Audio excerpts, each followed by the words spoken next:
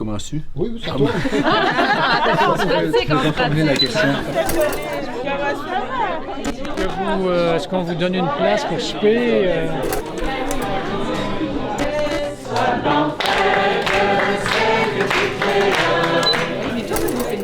C'est la vie spontanée. C'est la vie. Comment la famille Myriam a commencé? Bien, ça a commencé avec une personne, une fondatrice, Sœur Jeanne Bizier, qui était sœur-servante du Saint-Cœur de Marie, du côté de Beauport. Elle était très impliquée, elle aimait beaucoup sa communauté. Et dans les années du Concile Vatican II, suite au Concile Vatican II, il y avait une interpellation qui était faite aux communautés religieuses de redécouvrir le souffle initial de leur communauté, le charisme de leur fondation. Alors, Sœur Jeanne portait un grand désir d'un renouveau de sa communauté. Elle a découvert progressivement, petit à petit, en recherchant, dans la prière aussi, que ce qu'elle portait, c'était non seulement le renouveau de sa communauté, mais c'était peut-être plus large que ça, le renouveau de la vie du baptême, de la vie, la consécration baptismale. Donc, elle a découvert ce qu'on appelle, c'est l'amener progressivement à réaliser qu'elle avait quitté sa communauté pour la fondation de la famille Myriam.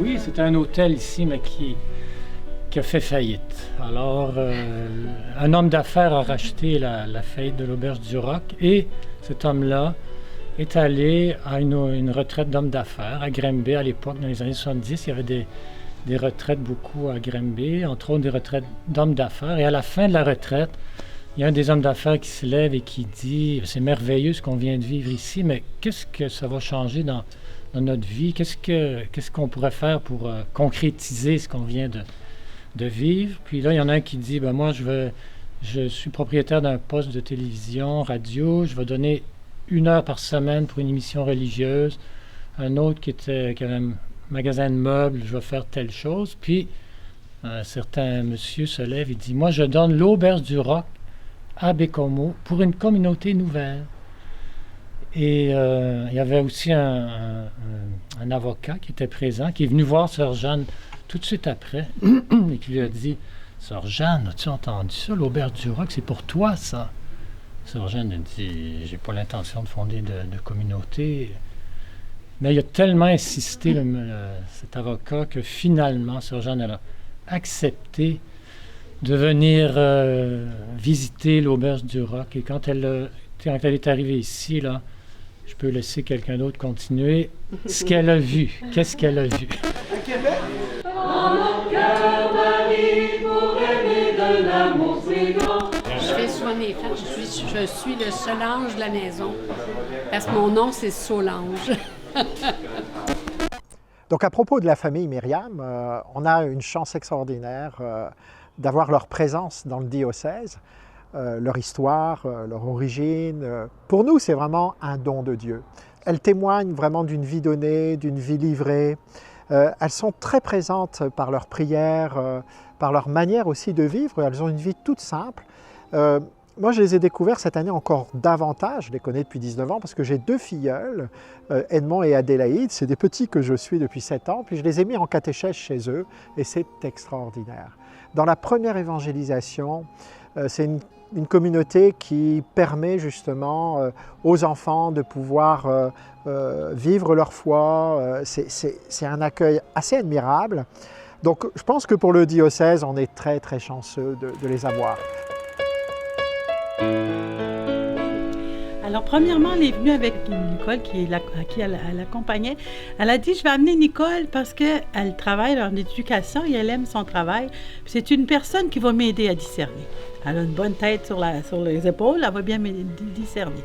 Alors, ils sont arrivés aux surprises. Puis il y avait des fenêtres de cassées, il y a des gens qui passaient des fois venir dormir. Elle a dit, oh mon Dieu, ça, c'est pas pour nous. Ça doit être pour l'évêque. On va aviser à l'évêque qui pourrait avoir ça pour l'évêcher. Puis ils sont allés dormir à un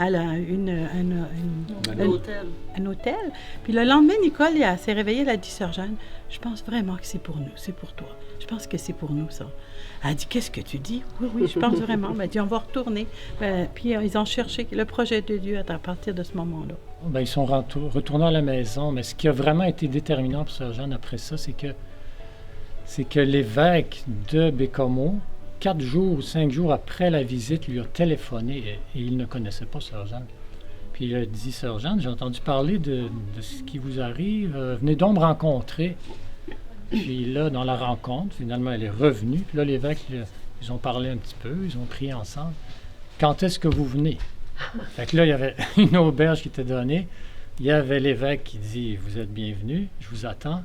Et il y avait ce groupe de jeunes qui cheminaient avec elle depuis un certain temps, qui cherchaient ce que Dieu voulait d'eux, mais n'étaient pas attirés à rentrer dans des communautés qui existaient déjà. Alors, finalement, c'est ce noyau-là qui est arrivé ici quelques mois plus tard, et c'était le début d'une aventure qui dure jusqu'à aujourd'hui.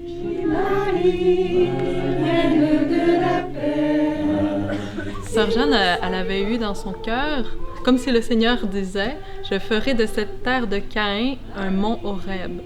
Elle a dit ça à l'évêque après, puis lui, il dit, « Est-ce que tu sais comment on appelait la Côte-Nord? » Sœur Jeanne a dit non. Puis là, il dit, ici, la Côte-Nord s'appelait la terre de Caïn, parce qu'il n'y a pas beaucoup de choses qui poussent. Alors voilà, le Seigneur voulait transformer la terre de Caïn en un mont Horeb. Oui, d'amour, tu pourras aider tant de nos frères. Bien, ici, on est à l'accueil. C'était l'accueil de l'Auberge du Roc et maintenant l'accueil de notre communauté, la famille Myriam, ici. On a de l'aide aussi pour l'accueil. Yvonnette qui nous donne le service pour le beau service de l'accueil. Merci Yvonnette d'être là, c'est précieux. Myriam, c'est un accueil inconditionnel. Il accueille tout le monde, là, pas juste ceux qui ont la foi, puis ceux qui ne l'ont pas. Il accueille tout le monde sans différence. Puis il nous accueille toujours dans la joie. Tu sais. On sent qu'on est bien ici parce qu'il nous accueille comme si... Bien, nous autres, c'est sûr, là, on fait partie de la famille depuis plusieurs années, mais même les premières fois, c'était comme s'il nous connaissait. Fait que c'est un accueil qui est chaleureux, puis qui fait du bien. Il y a toujours un beau sourire quand tu arrives ici, puis... Tu sais, il n'y a pas de préférence. Là. Tout le monde est pareil. Puis je peux dire aussi que nous autres, on vient travailler une fois par semaine, puis après ça, on a les soirées de prière, puis tout ça. Je peux dire que plus tu viens, puis plus tu te sens, tu sens ton lien d'appartenance à la famille. Tu fais partie. Fait que plus tu viens travailler, plus tu viens vivre avec eux autres, puis plus, c'est ça, on est plus engagés. Puis c'est vraiment ça qui nous donne le goût de revenir souvent, parce qu'on est bien ici. Une petite anecdote avec la Providence, hein, parce que c'est la parole qui fait partie de la fondation de la famille, de vivre l'expérience de la Providence, que Dieu est un Père agissant. Puis, au début, on avait raconté ici comment quand on est arrivé, au tout début, comment c'était... il y avait beaucoup de saleté, tout ça. C'était un peu comme un dépotoir. Alors, il y a une petite sœur, celle qui était la première avec Sœur Jeanne, qui est arrivée. Puis, elle faisait du ménage dans la maison. Puis, il y a eu un groupe des jeunes en thérapie, tout ça, qui venait donner du temps pour aider. Elle pensait que c'était seulement pour l'avant-midi. Puis, l'heure du repas arrive. Puis là, les gens commencent à se laver les mains, puis à mettre les tables. Elle dit, mon Dieu, moi, j'ai pas grand-chose, là, j'ai rien, Seigneur, fais quelque chose. J'ai du pain, puis du beurre de pinot, là. Puis elle s'est dit, je vais leur donner ça. Elle priait, puis elle faisait son acte de foi. Puis, tout d'un coup, ça sonne à la porte. Il y a un prêtre qui dit, moi, je peux pas venir aider pour faire du ménage. Mais il arrive avec dans son coffre toute une épicerie, là, un repas tout prêt pour tout ce monde-là. Alors, elle est toute émerveillée. Elle dit, bon, le repas est prêt. Venez-vous-en. J'ai pas entendu ton rire. J'ai ri. OK, en position, venez Et qu'on est drôle, on aime mieux nos vieux ballons. Non, mais il est plus doux. Ah oui, il est vieux. Oh oui. Il est vieux longtemps. Il ressemble à un gros virus. Ouais, c'est ça. Vous allez avoir des dons de ballons. En arrière! Allez, Jean!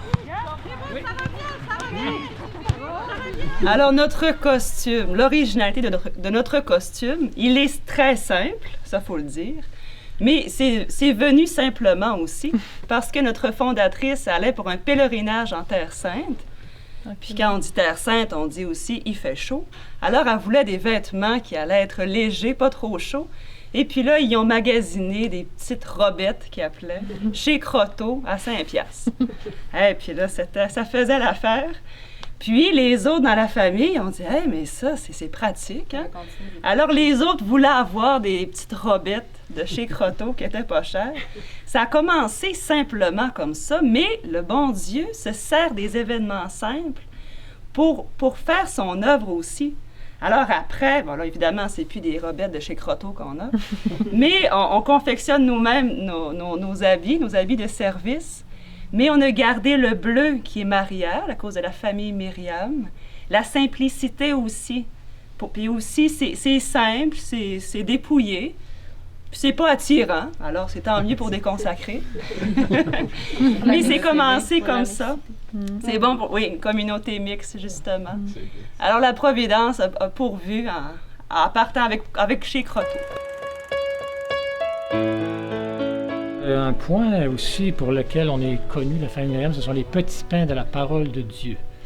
L'origine de ça, c'est une dame dans les Laurentides, au nord de Montréal, qui travaillait de nuit dans une résidence pour personnes âgées. Et pour, des fois, la nuit, c'est tranquille, hein?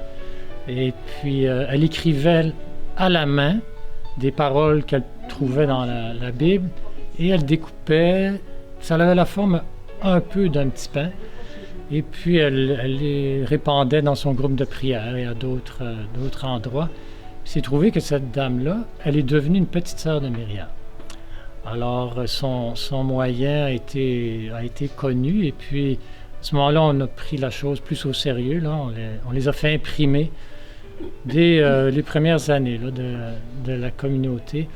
On a d'autres moyens aussi de répandre la bonne nouvelle, mais celui-là, c'est le plus stable, là, parce que c'est un moyen de rendre la parole de Dieu, d'avoir un contact immédiat avec la parole de Dieu. Hein. Puis combien de fois les gens reçoivent un petit pain, puis c'est une réponse. Moi, j'ai rencontré plusieurs fois des gens qui disaient « Ah oui, je vous connais, la famille Myriam, je suis déjà allé chez vous. » Et puis là, ils sortent le portefeuille, puis là, ils sortent un petit pain. Là, ça fait 8 ans, 10 ans qu'ils ont le petit pain avec eux. C'est la puissance de la parole. Hein. C'est Dieu qui utilise ce petit moyen bien simple pour rejoindre ses enfants. Les gens le demandent, ils en ont soif. Puis l'autre jour, je me rappelle, une dame, en donnant ce qu'elle nous donnait, elle dit avez-vous un petit pain? À ce moment-là, j'avais pas osé lui en donner un. Elle dit avez-vous un petit pain? Ça fait longtemps que j'en ai pas eu un. Puis malheureusement, j'en avais pas sur moi. Mais je l'ai béni quand même. Et ce qui m'émerveille, c'est justement la soif de la parole de Dieu pour donner un sens, comme Jean-François le disait tout à l'heure, donner un sens à ce que l'on vit, à ce que la personne vit.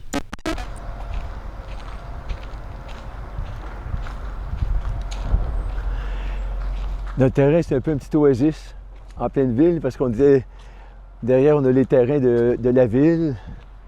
Ici à côté, c'était l'ancienne usine de pâte et papier. J'aime bien voir la Sainte Famille. Cette famille occupe une place importante pour notre famille spirituelle.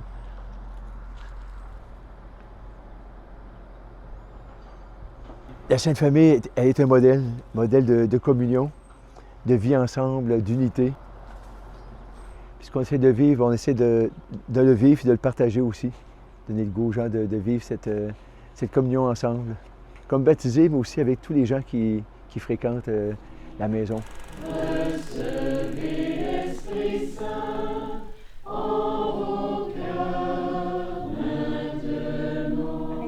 Notre particularité, c'est que ce que nous sommes, c'est aussi notre mission, notre vie fraternelle. On a quand même une vie fraternelle exigeante. On a une vie de prière, 4 à 5 heures de prière par jour, qui nous permettent, ce temps privilégié, nous permet de vivre les exigences de notre vie de communion.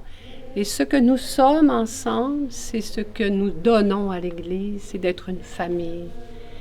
Et je pense que ça, on rejoint le cœur de Myriam. Dieu, c'est mon Père, alors nous sommes des frères.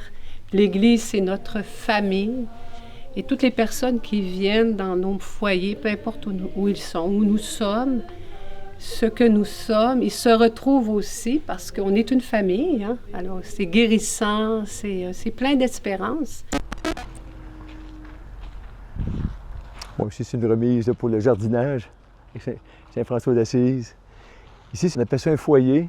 C'était d'anciens motels qui ont été rénovés pour l'accueil des gens qui viennent pour des séjours. On accueille des familles, surtout dans le temps de la relâche, pendant l'hiver, pendant l'été, pendant le temps des vacances. Autrement, c'est des gens qui viennent de peu partout. On offre différentes semaines de ressourcement tout au long de l'année, avec différents thèmes. Puis les gens peuvent venir s'inscrire pour une de ces semaines-là, comme un temps de retraite, de ressourcement personnel avec la famille. Recevez mon souffle de vie, recevez l'Esprit Saint. Ce que j'aime par-dessus tout de la famille, c'est qu'ils nous prennent, quand tu arrives ici, ils te prennent où tu es. Donc, ils n'essaient pas de te bourrer le crâne ou quoi que ce soit. Ils t'accueillent comme tu es, plein de miséricorde. La première fois que je suis venue ici, ce qui m'a assommée, vous allez peut-être trouver ça drôle, c'est que l'infinité de merci que j'ai eu dans une journée. Ils remercient pour un service rendu. Ça fait que le merci qu'ils te disent toute la journée, ça te relève. Fait que pour moi, la famille Myriam, ils vivent comme Jésus a vécu sur terre. Bon, généreux, doux, humble, miséricorde. Ils nous relèvent, puis à notre tour, quand on sort d'ici, on a le goût d'être comme eux autres. Quand on est en face d'un ami ou d'une personne qu'on ne connaît pas, on a le goût, nous aussi, qu'il soit heureux. Fait qu'on l'écoute, on l'accueille comme il est. Si on peut aider, on va aider. Pour moi, la famille, c'est ça. Puis c'est l'espérance que peu importe ce qui arrive, tu n'es pas seul. Tout au long de mes jours, c'est toujours ça ma joie. Christ est ressuscité, puis la famille Myriam, c'est ce qu'ils transmettent au monde. Espérons, Christ est ressuscité. C'est lui le vainqueur, peu importe. Dieu, c'est mon Père, et l'Église, c'est ma famille. Et une de nos grandes particularités, c'est aussi les petits chants. Dès les premières années de la Fondation, même les premières heures de Myriam, Sœur Jeanne avait demandé une pédagogie pour être capable de transmettre le souffle du renouveau filial qu'elle portait. C'est vraiment une pédagogie qui nous permet de rassembler, de témoigner, de faire connaître, des petits chants qui nous mettent en relation avec Dieu, en relation de famille. Jésus, ma joie, fais-moi vivre de l'Esprit, uni à toi, pour donner saint en Église. Dieu, c'est mon Père, et l'Église, c'est ma famille. Dieu, c'est mon Père, et l'Église, c'est ma famille. Dieu, c'est mon Père.